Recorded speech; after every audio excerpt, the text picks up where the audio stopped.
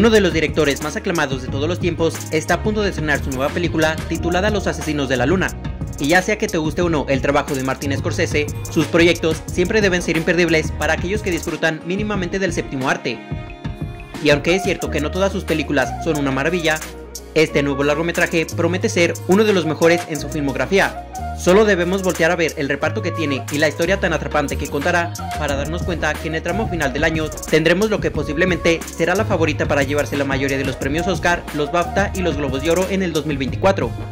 Y es que a pesar de que ya hayamos tenido grandes cintas como Oppenheimer y Air, y además próximamente veremos Napoleón, El Asesino y Ferrari, tengo la certeza que en fotografía y en dirección muy probablemente se lleve todos los elogios y galardones.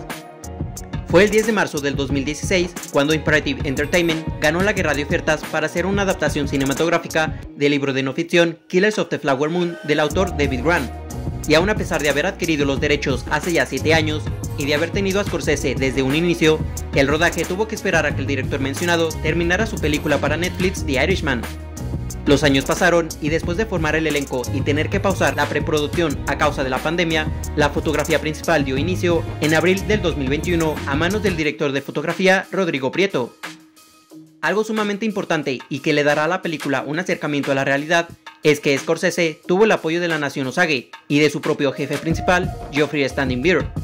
Gracias a esto, se dice que la cinta cambió en gran medida a la idea original de Scorsese, pero lo hizo de tal manera que el resultado es mejor que el del inicio.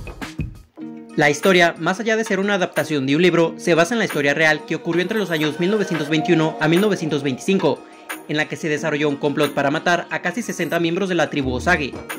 Esta tribu fue bendecida por la enorme explotación petrolera de los yacimientos descubiertos en su territorio, a lo que los llevó a convertirse y a considerarse como una de las naciones más ricas del mundo. Pero aún a pesar de tener estas enormes cantidades de dinero, su influencia financiera no fue bien vista por otras comunidades de la región, lo que provocó que en 1921 fuera encontrada una mujer muerta en el bosque, y en 1925 se dieran con los cadáveres de 60 miembros ricos de la tribu. En ese entonces, el BOI o la Oficina Federal de Investigación tuvo que intervenir para resolver el horrible crimen perpetuado. El agente Tom White fue asignado al caso, y después de lo difícil que supuso resolverlo, encontró un enorme complot en el complejo del ganadero local William Hale para hacerse con el control del petróleo de Osage.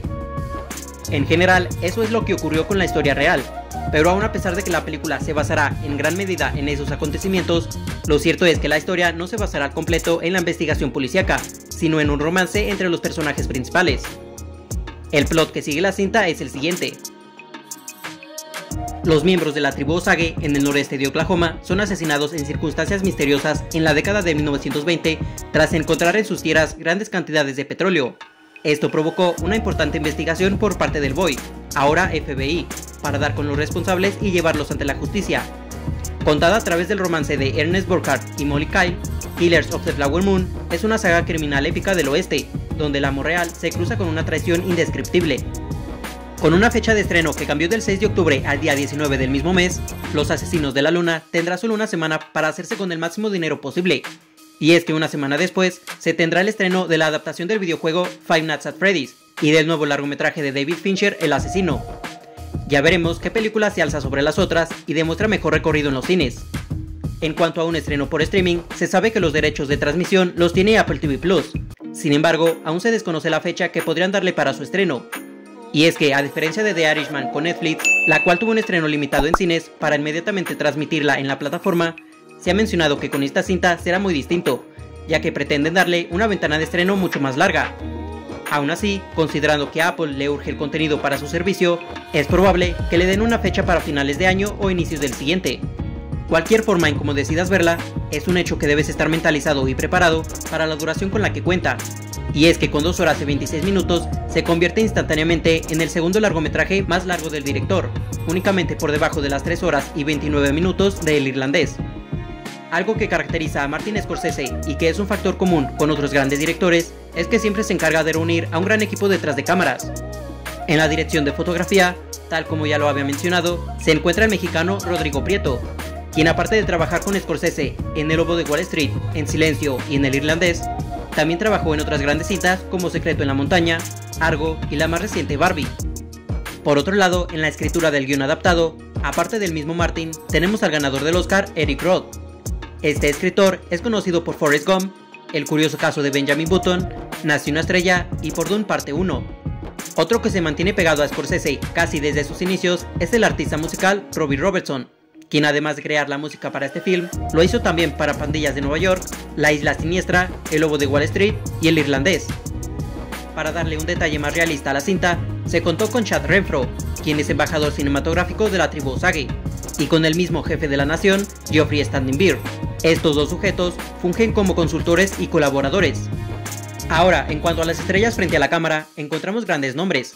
Interpretando al personaje principal, Ernest Burkhart, tenemos al actor Leonardo DiCaprio, quien por cierto durante toda su carrera ha trabajado con Scorsese en un sinfín de producciones.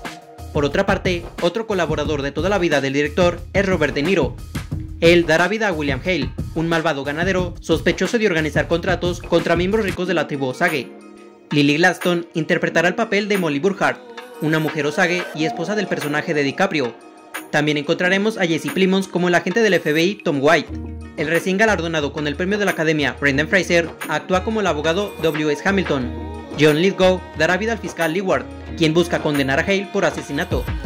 Otros miembros del reparto incluyen a Tando Cardinal, Cara Jade Myers, Janet Collins, Julian Dion, William Bellow, Tatanka Mintz, Lois Cancelmi, Michael Abbott Jr., Pat Haley, Scott Shepard, Jason Isbell, Sturgill Simpson, Gary Basaraba, Steve Estin, Barry Corbin y Catherine Willis. Además, el músico Jack White también está en la lista del reparto en un papel no revelado. Para ir cerrando con el video, a continuación les dejo algunas de las críticas de los medios especializados. David Rooney, de The Hollywood Reporter, ha señalado que esta cinta es una obra extensa y densamente argumentada que exige mucho a su audiencia, pero el tiempo de duración de 3 horas y media está plenamente justificado en una tragedia cada vez mayor que nunca afloja. Esta es una película tan ricamente atmosférica como impulsada por los personajes, realzada por los colores sombríos de la cinematografía de Rodrigo Prieto.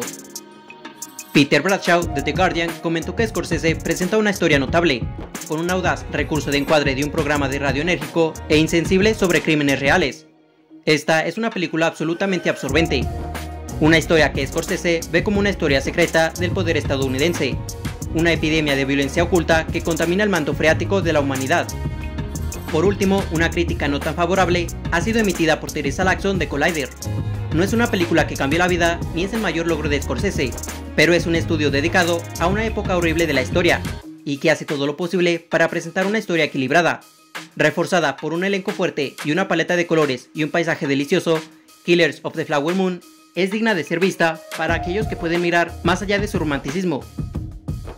A estas alturas, uno como espectador esperaría que esta película resulte ser una de las mejores del año y, por qué no, una de las mejores del inicio de la década.